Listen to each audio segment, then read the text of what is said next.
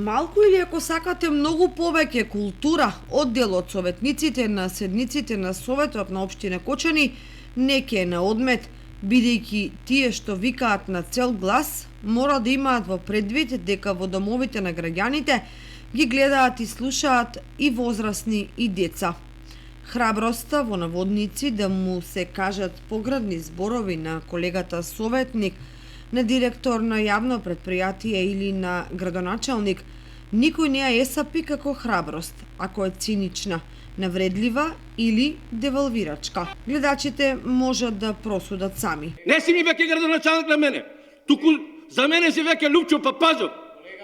Бандити некои, безстравници. 50 пати му кажа на Антонио Бандерас. Таа болест ега те фане тебе и никогаш да не те остави. Шо ја имам ја? Ајде острани ме. Острани ме. Острани ме, ајде. Абе, острани ме, ајде. Острани ме. Дури ако е мотивирана од случувањата во Републичкиот парламент, каде во минатото имало разноразни изливи на жестоки дискусии, покажување сила и слично.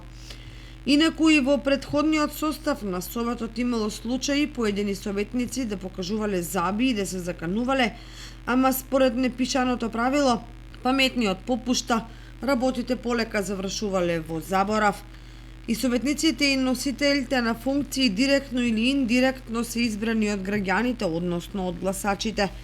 Кога јавно се изрекуваат навреди, тоа испреке сериозни пораки до избирачите, односно до обичните граѓани, кои различно ги разбираат, а понекогаш и имитираат, што доведува до непријатни ситуации. Штета е што нема механизми или што не се користат за да им се застане на пат на тие што заради лични причини и интереси уриваат дигниденти на институции, девалвираат вредности и што Советот го претворија во уличарска демократија со непримерен вокабулар.